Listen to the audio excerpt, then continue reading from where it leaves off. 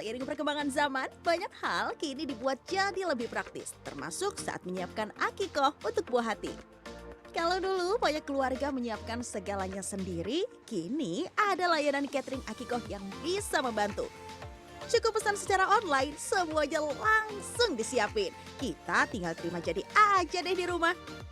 Yuk kita lihat secara lebih detail gimana sih proses catering akikoh ini dipersiapkan. Oke, selamat makan semuanya.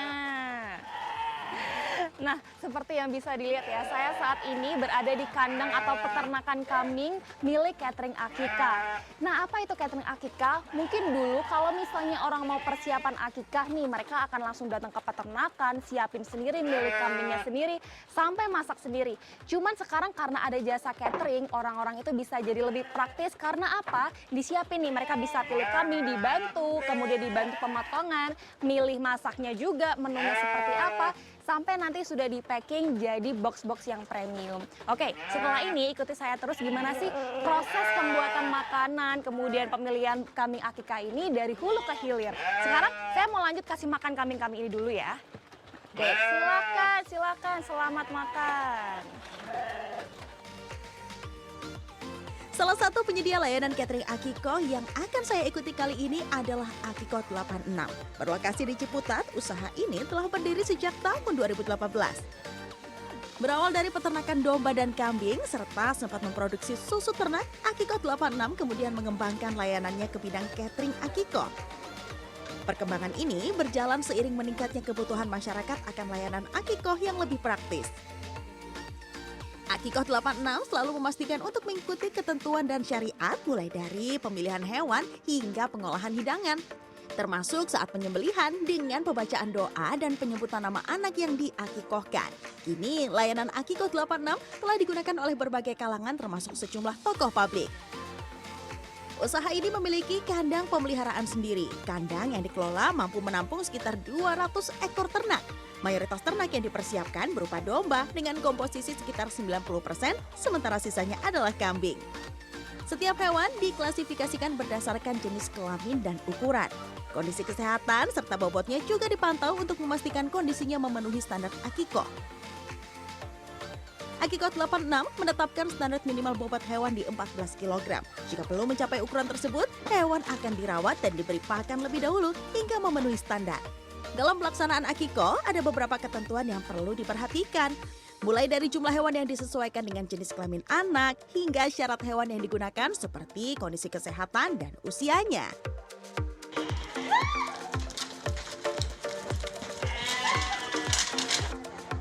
Oke, nah ini kambing yang sudah ditimbang tadi kita mau coba bawa ke tempat pemotongan di sana tuh. Oke, ayo Mas, kita bawa ke sana Mas. Berat nggak Mas?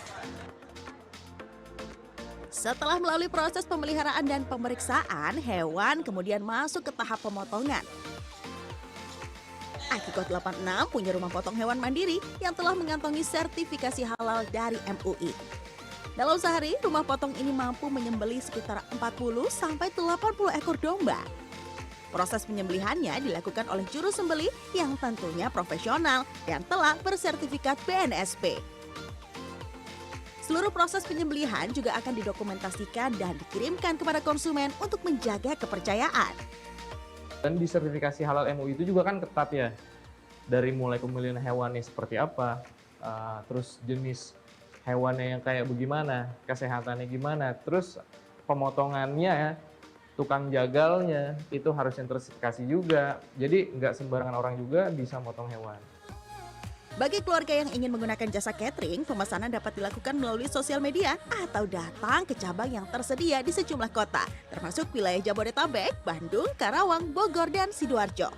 Pilihan paket yang ditawarkan juga ada beragam dengan jumlah porsi yang disesuaikan dengan bobot hewan Akikoh yang disembelih.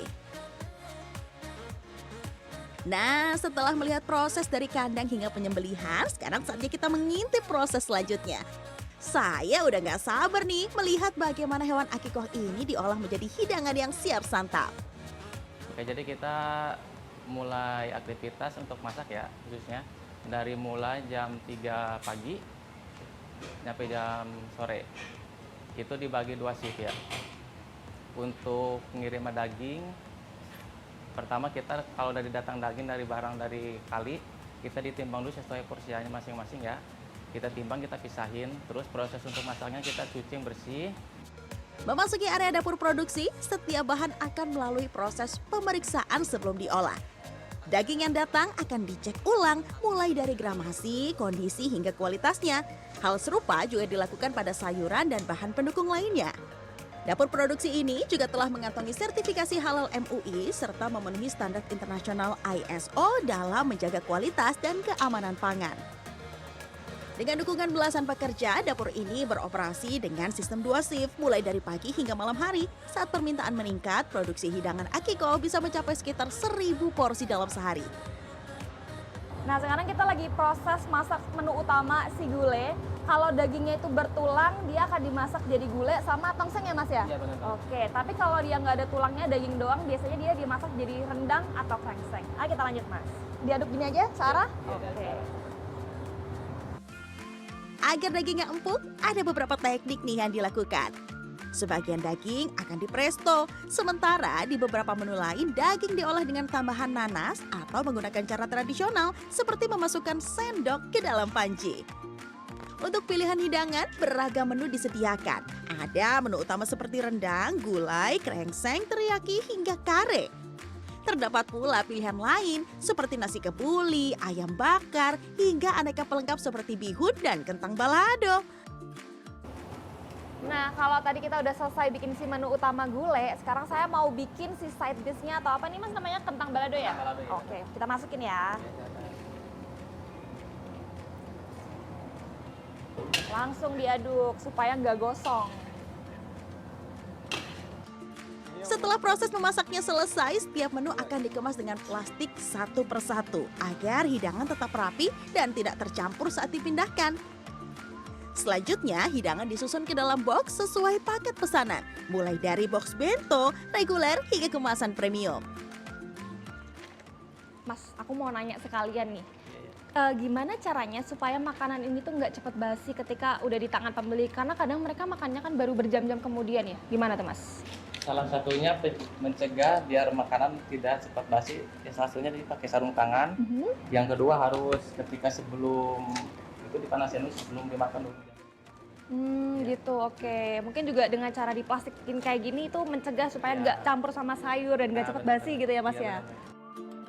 Setelah selesai, box-box Akiko ini kemudian dimuat ke dalam kendaraan pengiriman dan siap meluncur menuju rumah pemesan. Siap deh untuk dinikmati. Nah, setelah tadi kita ikutin perjalanan panjang dari kandang, terus ikut motong di dapur sampai masaknya ini nih, hasil perjuangannya. Sekarang saya mau cobain rasanya gimana sih. Kita mulai dari gulai dulu. Kuahnya tuh seger, terus pas dimakan berasa banget aroma rempah-rempahnya itu kuat. Jadi emang dia nggak pelit bumbu, terus nggak ada aroma pengusnya juga nih, padahal ini domba loh. Sekarang kita move on ke selanjutnya, ada si krengsengnya ini. Rasanya sama, pas digigit dagingnya lembut, terus ada hint pedesnya dan juga manis, enak deh pokoknya. Sekarang orang kalau mau akikah tuh pokoknya nggak perlu ribet deh, tinggal telepon ke catering, terus bayar juga langsung udah bisa dinikmati nih, tinggal dikonsumsi langsung aja, nggak perlu repot-repot lagi. Dea Kirana, Nedi Pranedia, Tangerang.